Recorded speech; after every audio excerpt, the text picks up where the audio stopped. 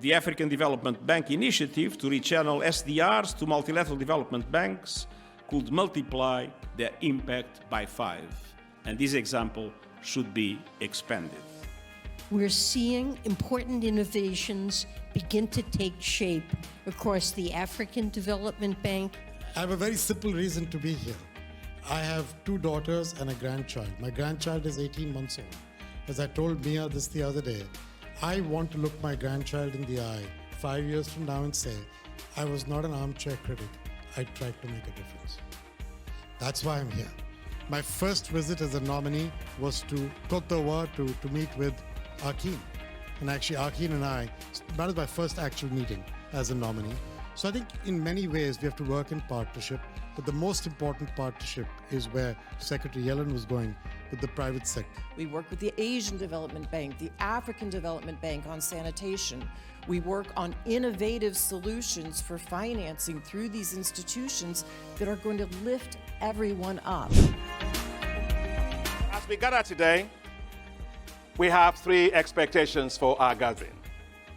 First is to build political support of Your Excellency's heads of state and government for AGIA to support green infrastructure in your countries. The second is to build financing support. I know we have quite a lot of financiers and investors around here for AGIA. And third, to develop strategic partnerships for AGIA. Your Excellencies, welcome to this interaction. Mon gouvernement travaille actuellement à améliorer le cadre d'intervention dans le secteur de l'énergie pour attirer les investissements du secteur privé, avec bien sûr l'appui de la Banque africaine de développement et d'autres partenaires au développement. Mon gouvernement a entrepris des réformes nécessaires pour une intervention effective des promoteurs privés. I was in Ghana during the annual meetings of the Africa Development Bank that you hosted us so generously. And one of the things that I really enjoyed was going to the Pokwase Road interchange, which is tremendous. It's a 4-tier interchange. And I think it's the largest in West Africa and probably the second largest in Africa. So well done for all you're doing with regard to infrastructure. Thank you. Thank you very much indeed. And Pokwase, I think we have to name one of the levels after you because of your assistance in getting us there.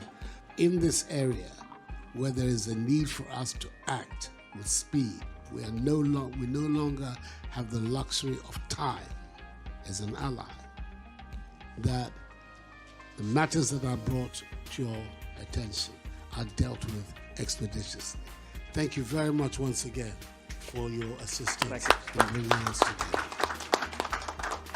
Let me also thank you, because part of our journey towards renewable energy, we've had a great partnership with Africa Development Bank, especially in the distribution network. You remember 8 years ago, Kenya was at 30% connectivity. Today we are at 77% connectivity, courtesy of support from your good bank. And also, I have expectations, President Adesina, that AGIA can perhaps help play a coordination role across different project preparation facilities on the continent, so that the financial and human resources that do exist can be leveraged more efficiently and effectively. On a moins de revenus, la population a moins de revenus, mais on paie très cher l'énergie. C'est pour cette raison que je lance un appel et Madagascar soutient l'AGIA pour accroître le financement des infrastructures vertes en Afrique. Et nous devons aussi encourager le financement mixte pour mobiliser les fonds nécessaires et mettre en place la gouvernance et des mécanismes adaptés du contexte de chaque pays. Tout d'abord, vous allez me permettre, Président Adesina, de vous féliciter pour votre leadership en faveur de l'économie verte. Votre initiative d'organiser aujourd'hui cette rencontre est encore une fois un témoignage pour cet engagement, ce qui est important pour nous tous. I am not a fan of natural resource backed loans at all in Africa because they are not transparent. In most cases, there's a lot of corruption, and it makes the debt negotiation in terms of treatment very, very complicated for countries. We have about almost $60 billion of debt that is backed by oil, by gas, by metals, and blue economy. I think we should end all types of natural resource-backed loans. They're not in the interest of those countries. So we should not do anything like that. In the whole issue of the debt treatment. If you take the case of Africa, like in the 90s, when it was such a protracted process, it was not transparent, and it didn't really, we had a, what do you call it, a lost Africa decade in that period. I commend all the efforts going into in the G20 Common Framework and your support for that. But I do think we need to make sure that we improve the speed at which this gets done. But again, Chad is the only one that's been done. And Kristalina was talking about the one for Zambia and so on.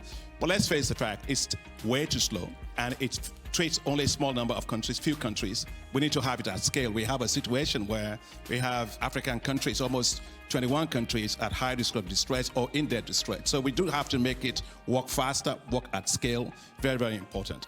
You know, like in 2000, Africa's debt, 52% of it was held by the bilateral creditors. Today is 25%. In 2000, we only had maybe 17% of the total debt held by the commercial creditors. Today, it's 43%. So that landscape has changed tremendously. So the amount of people you have to have around the table, to reach agreements is getting more complicated. But even, Kristalina, even among the bilaterals, you have the Paris Club bilaterals, you have the non-Paris Club bilaterals, and how to actually reach convergence, it's always an issue. So I think we do need to have a more coordinated approach. We are now working with my brother of the African Development Bank to make it possible for regional development banks to use SDRs as hybrid capital. Today, thanks to SDRs, if we were to get, for example, $200 billion, just think of it, allocation to MDBs, that could easily become $1 trillion because of the leveraging factor that we have as a hybrid capital to use that to be able to do that. That's the key. And I've always joked with my sister, Kristalina, about the SDR. It's called special drawing rights.